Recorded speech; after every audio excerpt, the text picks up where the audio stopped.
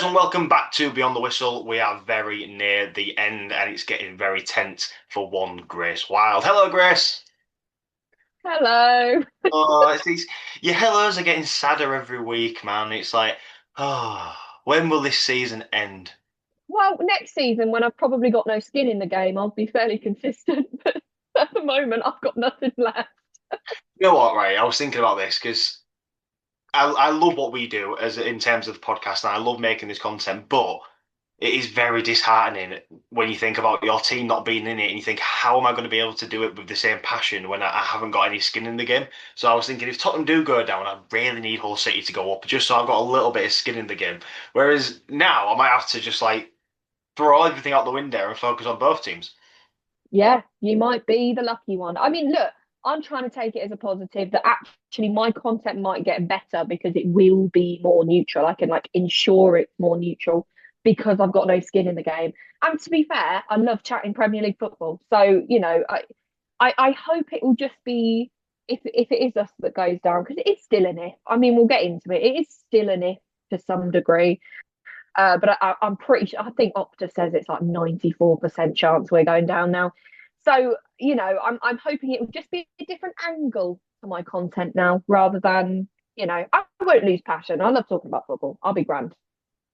Yeah, we're about to jump into the games. If you've not seen this before, we have you on the whistle. We break down every game in fixture order that Sky give us. So you can skip to your team if you want. You can roughly work out. We spend about 5 or 10 minutes talking about each one, but please try and stay for the whole thing because we're quite good. Yeah, Grace, do you want to kick us off with the first game? Friday, was it Friday night game? Yes, it was, wasn't it? It was, and it was actually a game that lived up to expectation. This was a really intriguing one. Aston Villa 4, Liverpool 2. I think I said this one would be a high scorer. I said it would be 2-2, but I didn't expect a Villa to at one point be 4-1 up. I think that's I bang on about it every week. The psychology of football is huge. They get through to the Europa League final, and all of a sudden they're stood there with confidence, and they can go and pretty pretty easily beat Liverpool. Let's be honest. Um, right. So shall I run through the goals? Yeah, go for it.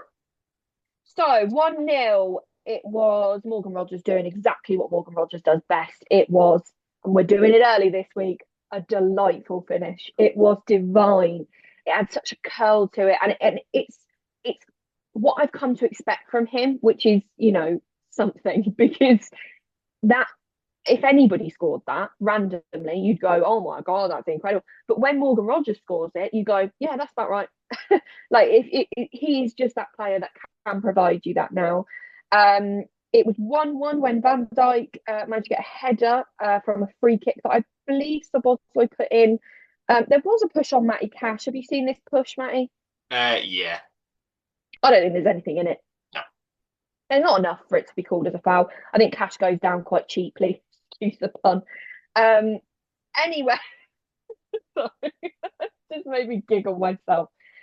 2-1 Villa. This was Watkins. It was actually a Szoboszlai slip, which is rare because Szoboszlai is fairly composed in these sort of situations. Um, he slipped. Watkins made the most of it. You expect Watkins to put it in the back of the net. It's 2-1 Villa. Then it was 3-1 Villa, and it was a poor parry from the keeper, if you ask me. And it just invited Watkins essentially, and it was 3-1 Villa. And we started with an incredible goal, and Villa's scoring ended with another incredible goal. This was McGinn again at his confident best. It was just pure confidence. Just went for it on target, divine. And then there was a consolation goal at the end for Van Dijk, who managed to get himself a brace, to be fair to him. And it ended 4-2 to Villa, but it was fairly comfortable for Villa, I think.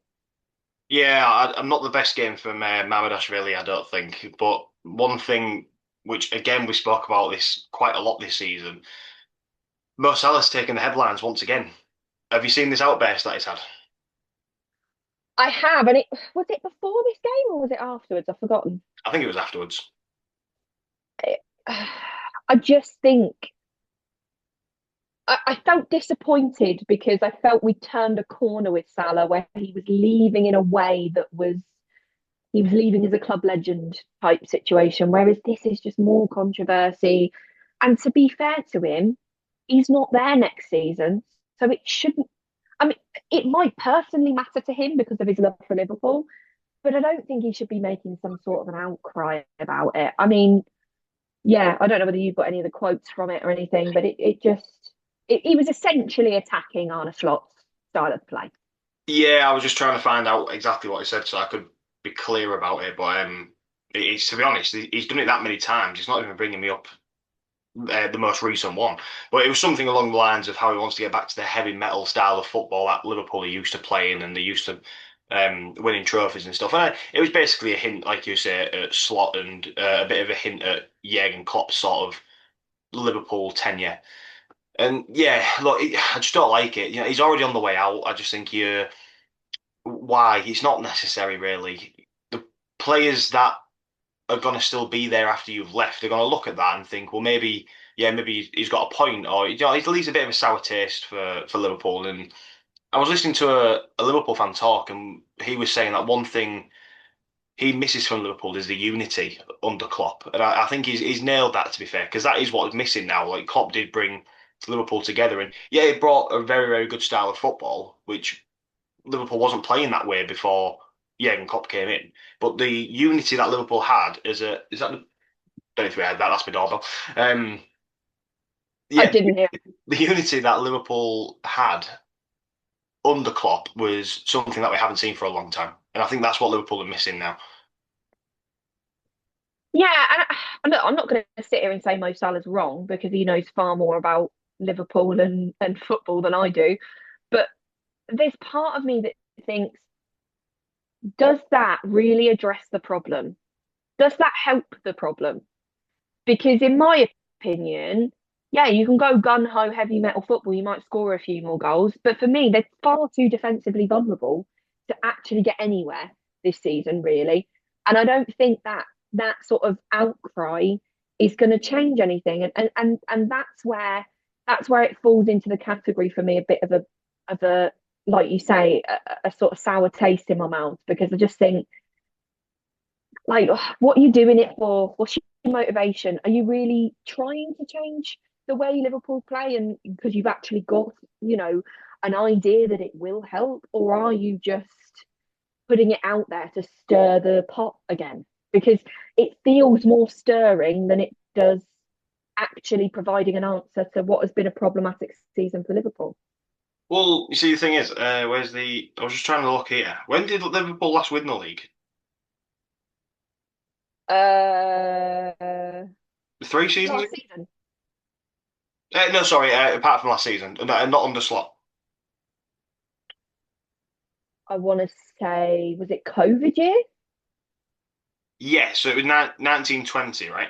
Because people are forgetting that Slot did win the league last year, and you can sit here and say, yeah, but he won it with Klopp's team. Klopp didn't win the league before the season before Slot came in. Do you know what I mean? So he's Yeah. still taken that bunch of players, and he's still won you the league. Like you said, Liverpool's main problem this season has been how bad they have been defensively, and they've had a lot of things up in the air with Salah and the AFCON's been a bit of a disruption, etc. Which I think we've said how many times have we said every week? It's been a long season. People forget that AFCON's been part of this Premier League season as well. So yeah, I think there's been a lot of disruption, and I think there'll be one or two players that won't mind that Salah's leaving. Actually, I think maybe Verts and STK might start to think, well, now that he's gone, we can start to shine through a little bit more. And I think maybe he was being played because of his reputation rather than his form at certain times. So I think, yeah, a lot of people, there'll be a few players at Liverpool that think, right, he's gone now. I'm not saying he's a bad apple in the dressing room. I'm not saying that at all. He's a Liverpool legend. But I think there'll be one or two that's thinking, that's out the way now. Let's focus on getting back to where we were. Yeah, and I think the bad apple comment, like, yeah, I wouldn't say he's a bad apple, but I also wouldn't have said Lucas Paqueta was a bad apple. And I'm not going to lie, we had a massive upturn in our results once he left the dressing room, and I can't tell you why. I can't tell you that he was bringing pure negativity, but I can imagine he was bringing quite a lot of distraction. I can imagine that there was something that was coming into that dressing room that somehow made the atmosphere a bit off. And we don't know the effect. Salah posts that. What is the effect in the dressing room for that? What is the effect? It's got to have an effect. You can't have a teammate have an outcry like that like on social media. You're not talking about within the confines of the training ground or anything. On social media for everyone to see, and it just be ignored and have no effect. I do think, in a sense, that Liverpool need the lack of drama that maybe Salah's brought them this season. And again, like you said, it doesn't take away from him being a Liverpool legend. It doesn't take away from his achievements. I just think, what effect is it having? Because it has to be having some sort of an effect. Absolutely. Anything else you want to add in terms of Aston Villa? I mean, they've mathematically secured Champions League now, so congratulations to them. But anything else you want to add? No, just like you say, massive congratulations to them for confirming. I mean, achieving Champions League football in the league, and also having the opportunity to sort of do it automatically um, by winning the Europa League final. That's some season. That's some season from Villa. Fair play. It is as well, considering I think you said in one of your videos again how long this season's been. They actually got off to quite a poor start this season. They did. A lot of people questioned Emery at the beginning of the season. Like I looked back at it, and I know I said it in my video, but it wasn't that poor. I think it was just poor in comparison to what we've come to expect from Emery's Villa. It didn't last that long. I think it was like 5 games or something that it lasted. But there was a point where they did not look good at all, and I think Emery's there was calls for Emery's head and all that sort of stuff, and you know, zoom to now, and it. I mean, the atmosphere is completely different. Yeah, should we move on? No Premier League games on Saturday. There was an FA Cup game. Man City won, Chelsea nil. I just want to give a little shout out to Hearts as well because my heart did break for them. To be fair, Celtic managed to win that game 3-1. I'm gutted for Hearts because they've sort of stormed it as well, haven't they, this season? But it wasn't to be. Should we talk about the FA Cup game, Chris? Yeah, stream this one. I streamed the FA Cup game. I wanted it to be done within 90 minutes. Hmm. I wanted a bit more excitement now, I'll be honest. Little bit more excitement. Christ. Well, I wanted it to go to extra time and possibly penalties just to knacker Chelsea out a little bit more ahead of tomorrow's game against Tottenham. But yeah, yeah. After seeing the football that was on display, I'm quite glad it did finish after 90 minutes. We're not going to settle on it too much because we are a Premier League podcast. But if you want to check out Grace's TikTok, she does lives quite regularly now. Good little community over there. It's Grace Wild Football, so you can check that out and drop in. Make sure you smash the bell icon. I think it is on TikTok, in it, or is it just a Um, just the follow, and then you just get a follow? notified every time I go live. Yeah, you'd think I'd be good at this social media stuff by now, but there we go. Yeah, Semenyo with a lovely little finish, beating Chelsea 1-0. Do you want to talk to me about Chelsea's new manager, Grace? It was very cleverly announced after the game. Wow, the new manager at Chelsea is Xabi Alonso, and I have to say, it was a surprise to me. I did think he was waiting in the wings for Liverpool. Maybe he got frustrated. I think it's a great move from Chelsea, to be honest with you. And I think it probably tells you the pull that their name has, given the recent examples of managers at Chelsea. That if I look at that as an outsider, I look at that job, and I have nothing against Chelsea.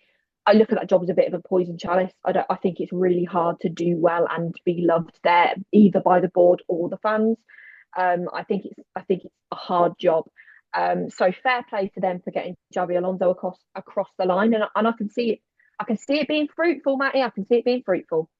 Well, do you remember? Oh, not sorry, do you not remember? Do you notice how when they announced it, they announced him as a manager and not a head coach? Interesting, very interesting. I read something as well earlier. I screenshotted this because it made me laugh actually, and I thought, is this really? I can't tell if this was a bit of a wind up or if this is today's world that we're living in. During conversations with Xabi Alonso, Chelsea realised that he has aura, personality, and character, which means he can be more than just a head coach. That's why Chelsea gave him the manager instead of the head coach, because aura is very important these days. That's from Sky Sports. Aura That cannot be real. Aura is getting jobs now. I mean, you work with kids, so you can probably tell me more than this, but I don't understand this whole aura thing. And apparently, Leah Rossini had no aura, or negative aura, is what I'm hearing. Which, just Grace, come on. Do you know what? Right, it made me laugh because I think this is how boring the FA Cup game was. There was more talk about the managers not being in a suit than there was actual talk about the actual game. And now we're getting aura farming for managers. So yeah, Grace, take from that what you will. That is just That's unbelievable. That is just ridiculous. If that's true, there are grown ass men in that boardroom talking about another grown ass man's aura. I never thought I'd see the day. Just, just really quickly, what was your thoughts on this? On now the manager wearing a suit?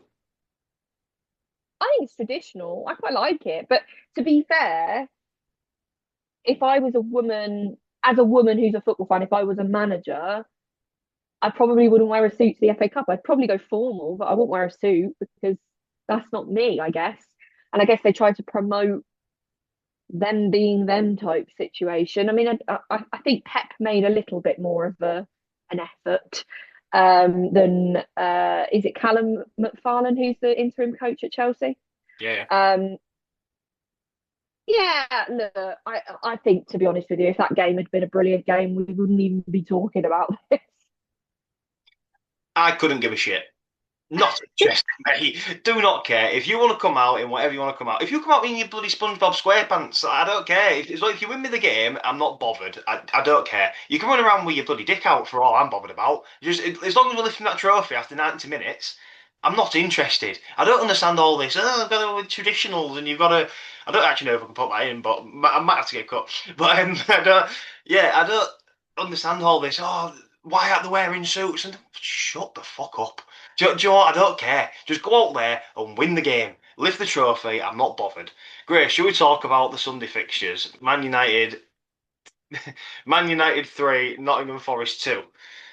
I'll let you recover for a minute first. I don't actually know if I can stay in. I have to, I have to look at the guidelines on that Need to be promoted indecent exposure.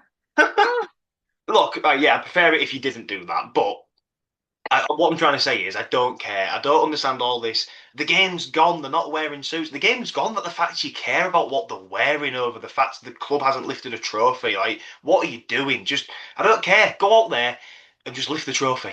I'm not bothered. it just reminds me of Roy Keane going, "You baby, you big baby." Traditional this and traditional that, man. If you want to talk about traditions, we've got the semi-finals at Wembley. Do you know what I mean? Like, get Yeah. rid of, bomb them off and have them at a neutral ground or something like that. And yeah, tradition doesn't mean anything anymore. I don't. Yeah. In the You words want tradition, bring back the away goal rule. in the words of Luke Littler, I'm not bothered, mate. I'm not bothered. Doesn't bother me. But should we talk about Man United Forest? Man United 3, Nottingham Forest 2, and I know you like to break down each goal. We're sacking that off. That was a handball. Yeah, it was. Yeah, it was. I mean, speechless. Like what? I can't even get any words out, Grace. I'm genuinely. I looked at that, and I think even Cunha, you could tell by his reaction that this is getting rolled out. Well, I'm not celebrating this. It's getting rolled out. Another weekend of talking about VAR being an absolute joke. What do you have to do just to get a normal game of football? Oh, you can tell me because you'll be getting relegated and find out next season. But other than that, oh, that was a low blow on it. Sorry, but yeah, look, come on, Grace. This is a joke now, isn't it? I mean, it's just ridiculous. There has been so many calls this season where that bloody referee has walked to that screen and I've gone, you could stick to your guns here and you could give the right decision rather than going for what VAR says. And it's that one that they decide to go against the VAR call. What? Like, I'm sorry, you can't help. And this is not Man United's fault. Again, I know it sounded like I blamed Arsenal last week. It's not Arsenal's fault. It's not Man United's fault. It is the offici official's fault. That's what I meant to say. I'm a teacher, by the way. Um, it's the official's fault, but you cannot help but think it's Man United goal at Old Trafford. I can't help but think that. Like, it's just ridiculous. Like, why has he gone against VAR there? There's been so many of those type of incidents this season, and we've all gone, yes, that's going to be ruled out, and it has been ruled out, and this one wasn't. He controls it with his arm. Yeah, I just don't understand it. Like I said, you look at Cunha and the way he reacts. Even he was like, I think he even shook his head like it's getting ruled out. Do you know what I mean? So I just thought, oh man, I don't know. I don't know what to say. Like we've said it so many times, you give him all the help in the world. I think actually, did VAR send him to the monitor? Yeah, and then he stuck with his original Yeah, decision of the goal, didn't he? I'm just thinking, what? My God, what he's seen there? Was it because it was accidental? Is that why he's let the? I don't know. Can I I go don't know. real quick? I, I I was speechless when it happened. I was literally like, what? Like, I know there was nothing in this game, was there? There was really nothing in this game. United had achieved what they needed to achieve. Forest was safe. There was nothing in this game, so that that I didn't need this game to go in any which way. And I still looked at that and went, what? Like it's just you cannot rely on anything anymore. I really need somebody to clear up to me what the handball rule is. I really need somebody to do that because I just don't know anymore. I mean, to be fair, and we'll talk about it later, Newcastle should have had a penalty against us. That was a handball, and it wasn't given. I mean, it's ridiculous. So it says here, the VAR official actually disagreed with the decision and sent the ref to the pitch side monitor to review. However, in a rare move, the referee overturned the VAR's recommendation and stood by his on-field decision. The handball was deemed accidental, but I don't understand because I thought if it was, regardless if it was accidental, it still led to a goal. Like, Since when has intent been questioned in the modern game? Like, I know, okay, the handball rule was brought in for intentional handballs. I swear nobody intends to handball it these days. Nobody is trying to handball it. Every single situation, 99% of situations, it is an accident. Yet things are still given because it has hit their hand. I don't get it. That is not an excuse, in my opinion.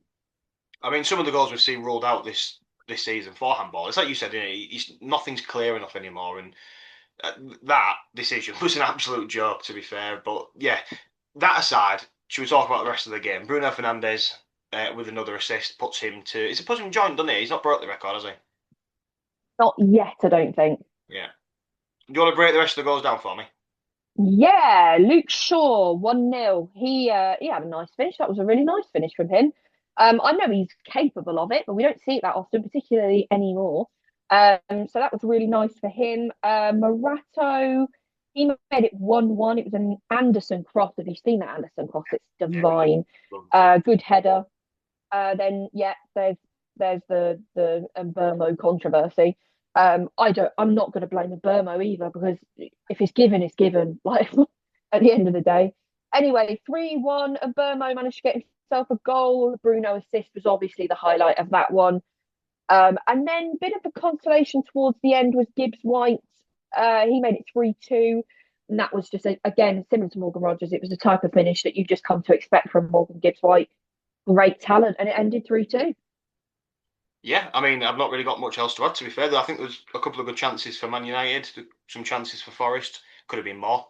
But other than that, again, there's not really. That's my other phone going off. There's not really much else to add to that one, really. No, I agree. I think it was an entertaining game for a penultimate game where of the Premier League where actually the result didn't really matter that much. Yeah, that could be a running theme through today's and next week's podcast, really, because like we mentioned last week, a lot of these teams just haven't got anything to play for. They're on the beach, so this kind of like allows us, and we spoke about this before we started the podcast. This allows us to go into more depth, like the Manchester United handball and like the FA Cup and stuff like that, because we're not having to spend so long breaking everything down. But should we move on to Brentford Palace? Yeah, yeah, this was an entertaining one. Okay, penalty within 6 minutes, Grace. Yeah, penalty for me. Yeah. Penalty for you. Yeah. Saar slots it away really nicely. Then 1-1, it was Dango Watara. I'm a big fan of Watara. I've always liked him. He was just for both of his goals. He got a brace in this game for both of his goals. He was just in the right place at the right time. It was another lovely cross. This game week seemed to be the game week of crosses. It was a really nice header from Watara. Then, I mean, long distance goal from Wharton to make it 2-1 to Palace. Excellent.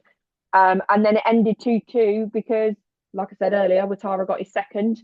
And it was another great header.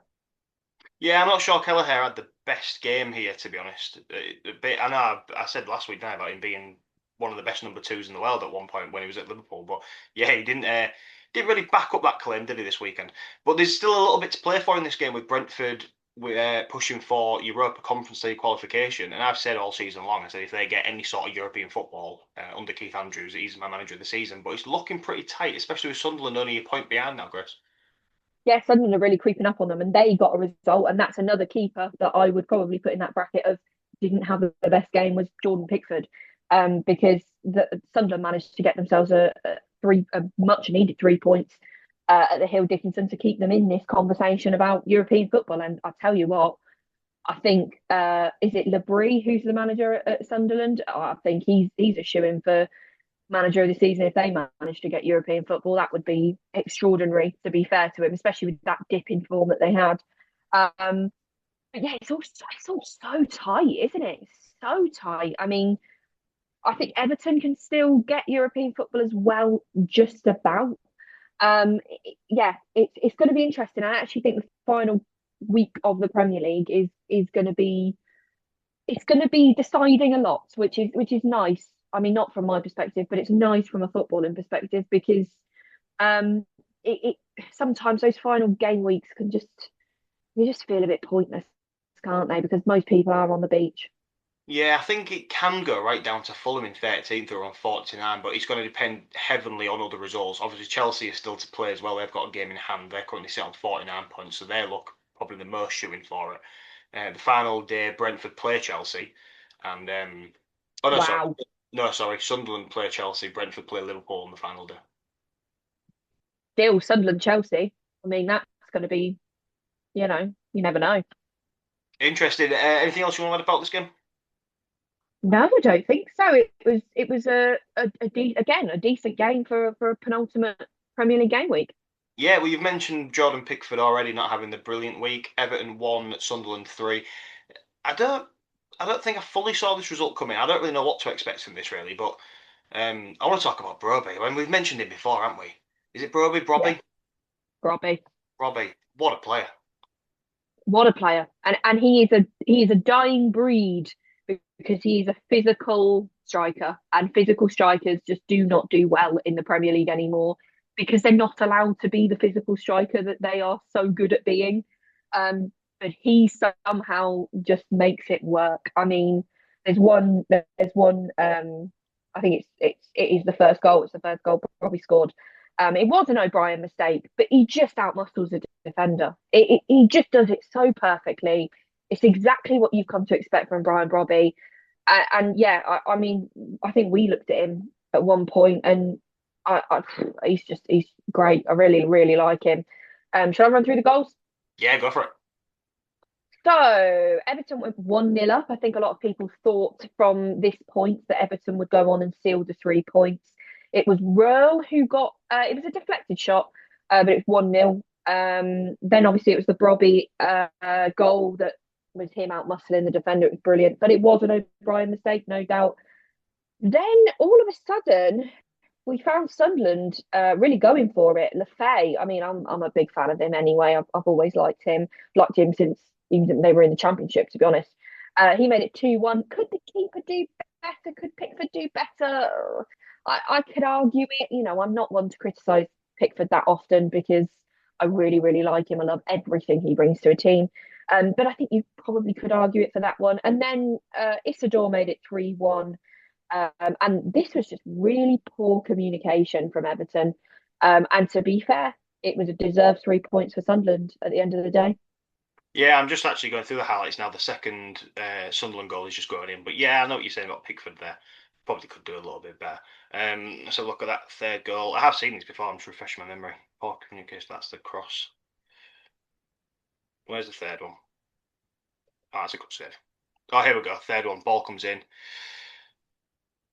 Oh yeah, yeah, yeah. I remember it. Yeah, terrible communication, not talking to each other. You got to command the box better there. Either listen Yeah, to your goalkeeper or somebody claim it and just put it into Rose head. But yeah, you can't be doing stuff like that, especially late on in the game. I think it was a shame as well because it felt like it was miscommunication in many ways between Pickford and Seamus Coleman. And I think that put a dampener on, I think a lot of us were pleased to see Seamus Coleman on the pitch. He's one of those Premier League. He's up there with the likes of Milner, where he's just an absolute legend. I think it was a shame that that one went in. Uncharacteristically as well, isn't it? Because Jordan Pickford very like he commands his box very well. So I wouldn't really expect that from him. What do you think about this Spider-Man celebration? By the way, I know this has been picked up a little bit around social media. Have you seen it? Well, it just took me back to was it Aubameyang who did the Black Panther one? Maybe. Was it Aubameyang? Somebody's telling me it was Aubameyang, but someone did a Black Panther one. And when like that was really effective at the time, and this one just wasn't quite as effective. I mean, look, do what you want. If you scored a goal, you celebrate, hun. Like I've got no problem with it. But yeah, I'd love to know the context behind it because it felt a little bit random. I not so much with these like masks and stuff, but I always find it quite funny when a player has a message under their shirt, and I think, how long have you had that on for before revealing the share? And that is a ballsy move. Like he must be like dipping off to a corner somewhere to put that on so his teammates don't see. Because you'd be getting ragged, wouldn't you, if you put that shirt on and you don't score for another 4 or 5 games or something like that. It's ballsy. Absolutely. Oh, it's celebrations are such a joyous thing in football, aren't they? Because sometimes they're nothing. Sometimes it's like they've won the World Cup. It's phenomenal. Leeds won, Brighton won. You ain't got anything else to add, have you, on that one? No. Yeah. Leeds won, Brighton nil, and I didn't see this result coming, Grace. I said this would be a nil-nil, so arguably I did He was because it close. was nil-nil until what the 95th minute or something, and it was just Dominic Calvert-Lewin pouncing on a mistake. That's all it was, and doing exactly what Dominic Calvert-Lewin does. I think I've said that about 4 times today. Players are just showing their ability now. Um, yeah, it was Brighton who were wasteful, I thought. Yeah, 100% just a big mistake on it from Brighton, which we're not used to seeing because they've been quite disciplined this season. They have, but they lost not long ago at St James's Park, didn't they? And it's a similar type of performance, I imagine. Well, I was thinking this because obviously we didn't see or we didn't report on the Tottenham Leeds game from last week. Obviously, at the time of the recording, the game hadn't happened. Leeds are in a bit of form, and people were giving Tottenham stick for drawing 1-1 with Leeds, and I think it was a decent result. I mean, to be fair, Anthony Kinski, I've waxed lyrical about him for the last couple of weeks. He could have just saved us in the Premier League. Without him, we would have lost that game. But yeah, I think this is a very respectable. 1-1 was very respectable for against the Leeds, who were in form. And yeah, fair play. Brighton, I wouldn't be too disheartened. Does that? I think it just put a dent in their. Well, I'm gonna say it puts a dent in their Europa League spots, but I don't think it does really. 53. I think they're going to get Europe next season. Yeah, they're pretty firmly in those spots. Um, yeah, again, it's still, I mean, it's mathematically possible for what Brentford, Sunderland, Chelsea to go above them. But it's one of those, isn't it, where if we had more time and we were looking at it properly, we could tell you that fully. But I imagine it won't have. I think they'd be more comfortable if they'd have gotten something from that game, but I don't think it's the end of the world. Yeah, I mean, to be fair, there's not really much else to add on this game because there wasn't anything going on until the till that mistake that Calvin Lewin pounced upon. 90 minutes plus 6, I think it was. Anything else? No, No. moving on. Wolves won, Fulham won again. No, not much else to add on to this. But Wolves are already relegated. Fulham are, well, like I said, they can probably mathematically still get Europe. I don't. It's a big ask, especially with the goal difference that they've got. They've got -6 goal difference, so it is a big ask. But yeah, not really much else to play for in this one. Yeah, the only thing I can really take from this is that Paul Mane, who I'm a big fan of, he sort of did the nasty double where you score, which was great. I thought it was a really good finish. But he also gave away a penalty, so he's probably the reason that they conceded in the end. I think it was a penalty. I don't think you can say it wasn't. He's been watching. He's one. This Sorry, is the intent question again, though. Go on. he's been watching Mateus Tell. I did think of that to be fair. Um, it's the intent question again though, isn't it? Because I watched him on purpose to see if his eyes were on the ball. His eyes are fully on the ball, and it was Tell as well. That was the same situation with Tell, and it angers me even more that intent was the reason why that Mbermo goal stood. Because I just don't think like Mane is not trying to hit somebody with a raised boot. He's not trying to do that, is he? The same with Tell. They're not trying to do it, so you can't use that as an excuse. And Mane's got, I can't speak. Mane's eyes were completely on the ball. There was no intent there at all, but it is still a penalty in today's game. That is a penalty. Um, Robinson put that one away, and yeah, it ended 1-1. Yeah, I'm just looking back at this to be fair. Yeah, I know what you're saying. The eyes are on the ball, but yeah, in today's world, it is a penalty. Mateus Tell, just going back to that one, he's just been stupid, utterly stupid. The way that I can't remember who it was who won the penalty, but the way he came running into the box, if Mattel had just sort of tried to head the ball away and gone down, he probably would have won the free kick on that one. But yeah, he's had a rush of blood on him and he's made a stupid decision. Um, Yeah. does Mane stay at Wolves? Well, this is an interesting one. I imagine he does. I think they've done well enough, Wolves, with him, where they've attracted some attention, but I'm not sure it's enough to keep him in the Premier League. I think he's still young. He still needs lots of experience. I think he'll be on a lot of people's radars, but I wouldn't necessarily say they'll make a move for him this season. I think if he has a great season with Wolves, um, then we maybe could be looking at him moving to the Premier League if Wolves. I mean, to be fair, if he has a good enough season, then it doesn't matter if Wolves get promoted or not. But I think he's on people's radar. I don't think anybody moves for him this season. I think it's amazing how Wolves have had an absolute shocking season, and there was talks. There's talks of this every year, but there's talks of them not beating Derby's record, and they might not even finish bottom of the league. Which is insane, isn't it? That's how long this season has been. Like, and we talk about it every week. This season has just been agonising. Well, they're currently sat on 19 points. Burnley are sat on 21. Obviously, Burnley have got a game in hand, but they also play each other on the final day. Ooh, hello. And to be fair, that game in hand for Burnley is Arsenal. So look, Do with a result there, though, come on. oh my God, just give me something at Well, the end of the day. yeah, I just found it very surprising that like we've all spoke about how poor Wolves have been, and they might not even finish 20th. It genuinely has been a bizarre season. Shall we Yeah. move on to I'm sorry, Grace. Newcastle 3, West Ham 1. Go on, take us away. Well, this was Sorry, just, do you want me to give you my little rundown and let you go off on yours? yeah, go on. Like I think I said to you at the end of the game, you text me. I just said the damage was done in the first 20 minutes. I think Nuno got it wrong, and he tried to correct himself, and like the damage was done. 20 minutes in, Newcastle actually looked pretty decent. To be fair, I did think because obviously Tottenham needed a result from Newcastle, and there was people up and down the country saying just play a weakened side, and I thought he's not going to do that. Like Newcastle won't roll over for anybody, especially in their last home game of the season. Eddie Howe's already under pressure. And they did. They came out flying, but I think Nuno got this one wrong. And maybe he likes Tottenham a little bit more after that 3 months in charge of us than we actually imagine. He's probably done more for us in that one game than he ever did in 3 months in charge of Tottenham. But yeah, go on, Grace, take it away. I reiterate your feelings, to be honest. He got it wrong. He got it completely wrong. When the lineup came out, I could see his theory. I didn't agree with it. Let me just make it clear. We have not won a single game this season. Oh, my Siri's going off. Shut up. We have not won a single game this season. Um, playing a back three. We have not done it at all. It has been disastrous.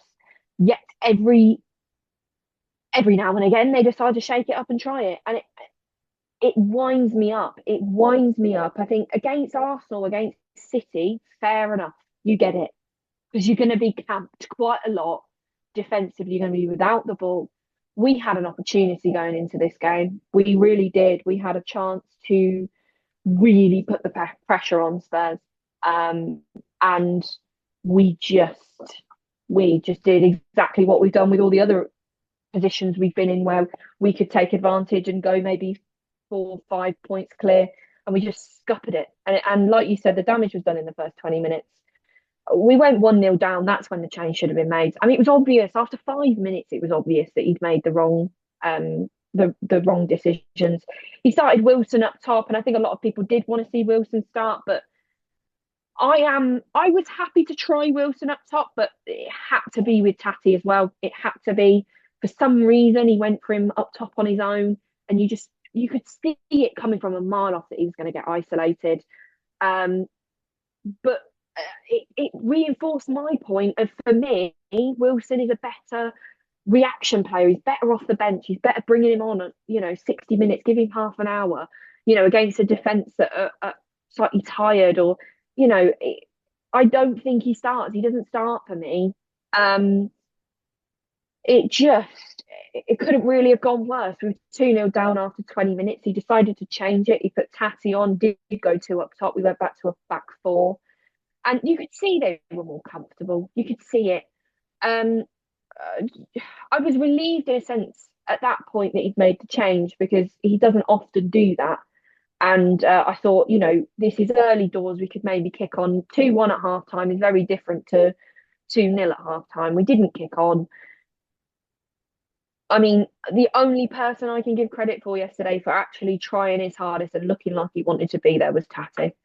He just worked really hard. He just tried everything. I mean, he scored a magnificent goal at about the 74th, 75th minute or something. I mean, it was just divine, his goal. But he was about the only one trying. You wouldn't have any. It looked like we were on the beach. It didn't look like Newcastle were on the beach. And I have to tell you, Matt, it's gut wrenching. It is completely gut wrenching, because I'll never wish this, because I always want to believe that there's a chance that we could stay up.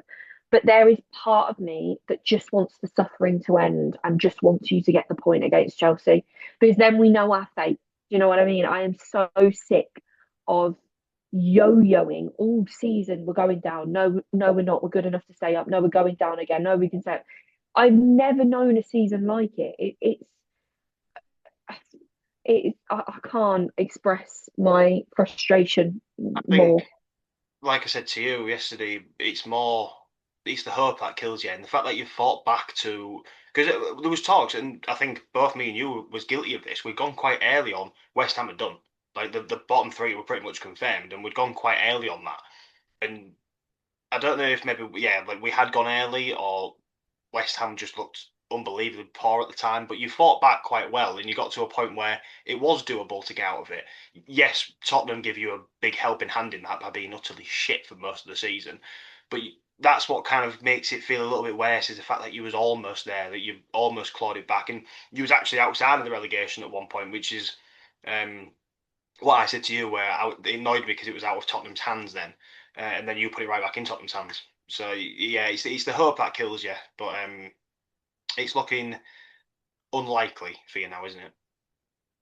It's looking grim. But to be fair, as a fan base, I think today we've sort of come to the conclusion that the ownership and everything that's happened at West Ham, it was always going to end in us being relegated at some point. It was. I mean, we've been drained dry. We just there's nothing left of our club anymore. It's just we rent a stadium. We don't, there's season ticket holders who just won't renew because it's just not up to park. It's just, it it is really grim at West Ham at the moment. Look, we could hopefully, positive thinking, owners sell up. We go down and come straight back up again. And that would be amazing. Of course it would be. And I think we'd be getting away with it a little bit. And talking of getting away with it, what are we on? 36 points. Most of the time that's enough to stay up. And that's what's frustrating is, and I say it's frustrating, it's lucky when that's enough to stay up, because we've had seasons where we've been absolutely dross and we've gotten away with it. And I think this season we haven't gotten away with it. And I think it's about time we didn't get away with it. I think the sadness for me is the attitude. I mean, Bowen looks like he. I will never sit here and say he doesn't care. I don't think it's that. I just think he looks a shadow of his former self. I just think he's exhausted. Yeah, it just I was so sad yesterday because it's not over. The truth is it's not. You know, Well, a very good friend of mine today texted me and said he's who is a Tottenham fan. He's put a bet on Tottenham to go down because he's not confident with the last two games. And you know, there is that. There is 100% still that you lose the two games and we win against Leeds. There is a chance of that. But I'm sick of getting my hopes up and then West Ham disappointed me again. yeah, I was going to say, like, you know full well we are going to lose to Chelsea tomorrow at time of recording. Your hope will be right back there again. You'll be thinking this is doable. To be honest with you, I could see neither of us winning any more games now. I think we'll lose to both Chelsea and Everton, but I think you'll lose as well. Um, to an informed Leeds. I know they haven't got anything to play for. I've got one question for you, and I got a little bit of breaking news. You just mentioned Jared Bowen. We're not going to go into each player because we've already done a podcast on that where you can look at both West Ham and Tottenham, and you can see who we think will be leaving the club and the financial impact of relegation. When it comes to Jared Bowen specifically, does he leave? This is really interesting actually because there's been talk of him this week not going anywhere. And I'll be honest with you, it's not it's not that shocking. What is he, 29? He's pushing 30. Um, is it worth it for him now? It depends what his priorities are. I think for most footballers, it's, a crack at the whip, staying in the Premier League, potentially getting some sort of another trophy. It's worth it, but he's got such ties to the club emotionally that I wouldn't be shocked if I'm honest if he turned around and committed himself to us because you know he is pushing, the later stages of his career. This is probably his last World Cup that he can really go for. He'll be what, nearly 32. I'm pretty sure he's 29. I haven't fact checked that, but it'll be something like 32 towards the next Euros. And I don't know. It depends on what his priorities are. If he turns around and it's completely respectable and it's non-existent in the game now, but it's completely respectable if he turns around and goes, "No, I got us into this mess." Because you do feel like that as a captain. I think Michael Richards said it yesterday. Even if you're not the direct cause of it, you're the indirect cause of it because you're the captain. Um, I I would respect him if he turned around and just said, I'm gonna go and see if we can get back up again." I think that's respectable and very rare in football. But it's not beyond him. He's so committed to the club, and we just need a different captain. He's not captain material. He's not. For some reason, and this is an interesting conversation point. For some reason, captains are chosen for lots of other reasons other than whether they have got leadership skills. And I don't agree with that. I think the person in the team who has the best leadership skills should be the captain.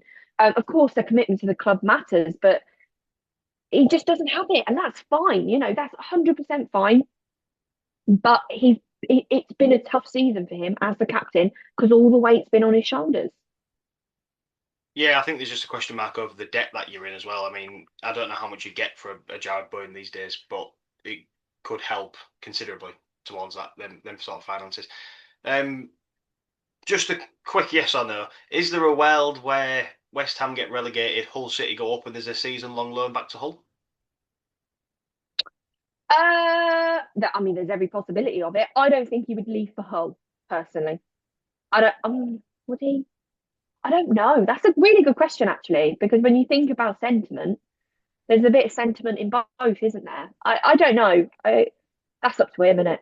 That's completely his choice. Is there anything else you want to add on this game? No, I don't think so. I think Premier League final podcast of the actual game weeks. It's going to be a really intriguing one because one of us is going to be sat here absolutely devastated, and I think it's probably going to be me. Um, but it's now just the waiting game, isn't it? It's waiting to see what Chelsea do against Tottenham tomorrow night, and then the final game week. Yeah, breaking news. Not really a surprise to anybody. The PGMOL admits Man United error. The goal should have been ruled out. Yeah, not really a surprise to anybody. To be honest, I'm getting quite sick of these apologies from PGMOL. I don't. I always get told, right, when I make a mistake and you say sorry, it means you won't do it again. And the chances are we're probably going to be speaking about PGMOL making an apology again either next week or in the first week of the new season. Um, yeah, so well, what use is apologising after the error? Just don't fuck up in the first place. You know what I mean? It's not that hard. You're given all this technology, you're given all these different angles, all these different replays. Just come on, you've got to sharpen up for next season. Did we speak about Michael Carrick? I know. Is it been announced? Is it confirmed he's the manager next season, or is it just heavily talked? I think it's confirmed now, isn't it? Confirmed. I I think. fact check that, shouldn't I? Just to add to the PGMOL conversation, we also got our apologies this week for not being given two penalties against Brentford. Mhm. What use is an apology for that? Doesn't mean anything. Well, yeah, exactly. That's what I mean. There's no point in apology. Well, you can go out with an apology all you want, but don't do it again. And you're going to do it again because you do it every week. So what's the point? Haven't While Man United haven't put out the official formal club statement just yet, it is as close to confirmed as it can get. What's your thoughts on that, Chris? I think he's deserved it. I think he's fully deserved it. And I'm watching United at the moment, and I feel that there's an element of unity. I think there's lots of conversation about Bruno's future, isn't there? And I could see him staying um if Carrick's the manager because I think Bruno strikes me as the type of person who likes unity, who likes the sort of team spirit, and that's probably what attracted him to Man United in the first place, along with other things, of course. Um, but I just think Carrick fully deserves it, and why not? Why not give him a go? I know people say, "Oh, it's only got a Solskjaer all over again," and I do understand the concern, but he's got something good, so let's just see where it goes. I think the concern is more can he handle Champions League and the league in one season? Obviously, we've not seen that from him, so can he deal with the rotation? But yeah, like I think we said before, haven't we? He's put his name firmly in the hat, and yeah, he's earned it. So why not? Let's give him a go. Grace, give us your game of the week. My game of the week, I think I'm going to go for that Friday night game. Villa 4, Liverpool 2. Yeah, that is exactly the same one. Hopefully, we've got different players of the week. My player of the week this week is Dango Watara. Oh, that's all right. 'Cause I went for Bruno Fernandes. I nearly went for Bruno Fernandes, I nearly did. But then I thought, no, Watara's contribution to potentially a European, they weren't wonder goals. They weren't, but he got the job done. That point is important at the end of the day. It would have been better to be 3 points. Of course it would have been. But he did what he had to do to get a point, and they're still in the conversation going into the final game week. So I just thought that contribution was worth highlighting. Yeah, fair enough. Very quickly, Arsenal Burnley prediction. Well, I expect Arsenal to get it done. I think I weirdly expect Burnley to score. So I've gone for 2-1, I think, for Arsenal. I would love a 1-1. Ooh, wouldn't that spice it up? Bournemouth Man City Wednesday night. No, Tuesday night, sorry. I expect City to get the job done. I think I said 3-1 to City. Interesting. Chelsea Tottenham. Um, this is a mixture of hope and a mixture of no, that doesn't make sense, does it? This is a mixture of hope and just basic history of Tottenham at Stamford Bridge, which to be fair isn't that great. I think I said 2-1 to Chelsea, I want to say. I don't remember. I did them on Friday night. I mean, I might as well ask you while we're here. Wednesday night, Aston Villa's final. Oh, I expect Villa to win. I expect Villa to win. I think I'll be streaming that game if anybody wants to join me on TikTok. I expect 3-1 to Villa, final score. Done in 90 minutes. While you're there, you might as well drop us a follow as well. Beyond the Whistle, we are across all the major social media platforms. I think we are. I don't even know if we're on Facebook actually. Are we on Facebook? Don't know. I don't know. Don't need to be, do I we? don't know. Well, no one's on Facebook anymore, are they? Yeah, but while you're there, you might as well hit follow on TikTok, Spotify, YouTube. Spotify is causing us a lot of problems at the moment, but we'll be back up and running on there eventually. But yeah, drop a like, a follow, the bell icon, whatever you need to do on whatever platform you are watching on. Grace, one more week to go. It's been very, very enjoyable, and there's lots of plans for during the summer. Return in returns. That's not what I'm trying to say. In regards to the World Cup. and a little quiz that we've got a little going on behind the scenes. Grace, it's been a fantastic podcast. Thank you so much, and we'll see you next week. See you next week.